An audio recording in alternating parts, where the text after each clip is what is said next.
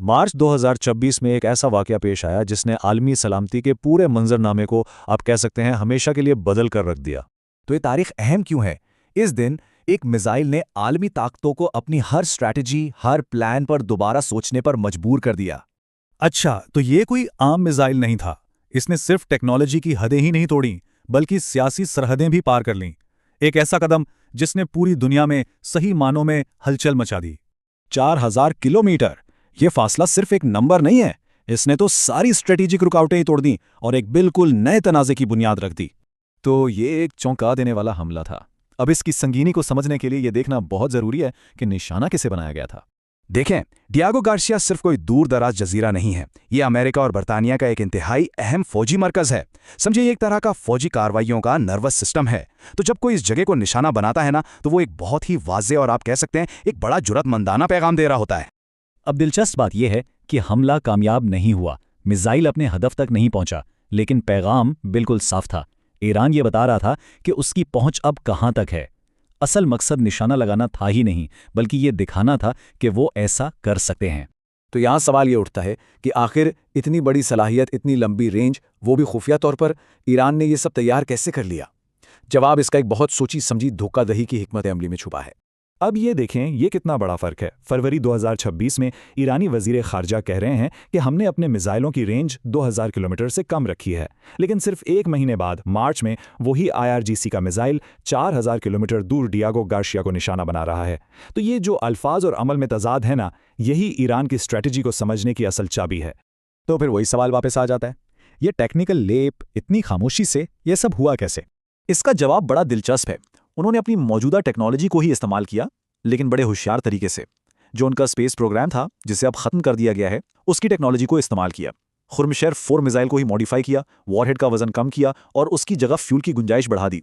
तो बस इन तब्दीलियों से उन्होंने नामुमकिन को मुमकिन कर दिखाया। अच्छा, ये जो टेक्नोलॉजी में इतनी बड़ी कामयाबी मिली, ये कोई अलग थलग वाकया नहीं था। ये तो समझें बारूद के ढेर में एक चिंगारी की तरह थी, एक ऐसी शैडो वॉर का हिस्सा जो पहले ही बहुत तेजी से फैल रही थी। तो मार्च 2026 में हुआ क्या? देखें वाकयात कितनी तेजी से आगे बढ़े। 5 मार्च को IRGC ने बन गोरियोन एयरपोर्ट पर हमला किया, फिर 21 मार्च को डियागो गार्सिया पर फायरिंग हुई। उसी दिन अमेरिका ने जवाब दिया और B-2 बॉम्बरों से ईरान के 12 जेर जमीन मिसाइल अड्डों को निशाना बनाया। और फिर अगले ही दिन 22 मार्च को IRGC ने फिर जवाबी कार्रवाई की और इस बार इसराइल की डेमोना न्यूक्लियर फैसिलिटी पर हमला कर दिया। तो एक के बाद एक हमले और हर कदम के साथ कशीदगी बढ़ती ही जा रही थी। तो ये एक तरह से टेक्नोलॉजी का मुकाबला बन गया। एक तरफ ईरान और उसका खरमशहर 4 मिसाइल, जिसकी रेंज अब 4000 किलोमीटर हो चुकी थी। दूसरी तरफ अमेरिका अपने B-2 स्टेल्थ बॉम्बर के साथ, जो कहीं भी घुस सकता है, और साथ में GBU-57 मॉप बॉम्ब, जिसे बंकर बस्टर भी कहते हैं। ये जो MOP या बंकर बस्टर बॉम्ब है ना, ये कोई आम बॉम्ब नहीं है। ये अमरीकी हथियारों में सबसे बड़ा नॉन न्यूक्लियर बॉम्ब है और ये खास तौर पर ईरान के पहाड़ों में बने गहरे और महफूज तरीन अड्डों को तबाह करने के लिए ही डिजाइन किया गया है। तो ये अमेरिका की तरफ से ताकत का एक बहुत वाज़ेह मुजाहरा था। तो ठीक है, ये मिसाइल, ये हमले, लेकिन इन सब के पीछे कौन है? फैसले कौन कर रहा है? असल ताकत किसके हाथ में है? और जवाब है IRGC, यानी इस्लामिक रिवॉल्यूशनरी गार्ड कोर। ये ईरान की सिर्फ एक फौजी यूनिट नहीं है, ये मुल्क की सबसे बड़ी फौजी, सिक्योरिटी और इंटेलिजेंस ताकत है। ईरान के जो भी जदीद मिसाइल और ड्रोन प्रोग्राम हैं, वो सब यही कंट्रोल करते हैं। तेहरान में असल फैसले यही करते हैं और पूरे मिडिल ईस्ट में अपनी प्रॉक्सी फोर्सेस को भी यही चलाते हैं। और उनका पैगाम कितना खतरनाक है, इसका अंदाजा उनके इस बयान से लगाया जा सकता है। अब से दुनिया में कोई भी जगह आपके लिए महफूज नहीं होगी, यहां तक कि तफरीही पार्क्स, तफरीही मराकिज और सियाहती मुकामात भी नहीं।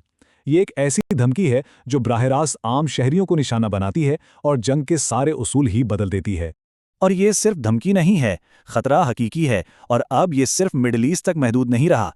जैसा कि इसराइल के चीफ ऑफ स्टाफ जनरल जमीद ने कहा, उनकी रेंज यूरोपीय दारुल हुकूमतों तक पहुंचती है। बर्लिन, पेरिस और रोम सभी बराह रास्त खतरे की जद में हैं। सोचें, अब यूरोप के बड़े शहर भी रेंज में आ गए हैं। तो अब हम एक ऐसी दुनिया में हैं जहां यूरोप के बड़े शहर भी खतरे की जद में हैं। ये एक बिल्कुल नई हकीकत है। तो सवाल यह है कि आलमी सलामती के लिए इसका क्या मतलब है और इस खतरनाक खेल में अगला कदम क्या होगा? अब ये देखें, खतरे का ये नया दायरा कितना वसी हो चुका है। यूरोप, अफ्रीका, जनूबी एशिया, यहाँ तक कि चीन के कुछ हिस्से, ये सब अब ईरान की मिसाइल रेंज में हैं। इसका मतलब है कि पूरी दुनिया का जो स्ट्रेटेजिक नक्शा है ना, वो एक तरह से दोबारा बन रहा है। तो इस पूरे तज्जिए का जो मरकजी नुक्ता है वो ये है कि ये मसला अब सिर्फ एक खिते का नहीं रहा। जब खतरा आलमी हो तो उसका जवाब भी आलमी सतह पर ही देना होगा, और इसके लिए पूरी आलमी बरादरी को मिलकर IRGC के फौजी प्रोग्रामों को रोकने के लिए काम करना होगा। और ये सारी सूरत हाल हमें एक आखिरी और बहुत परेशान कुन सवाल पर लाकर छोड़ देती है।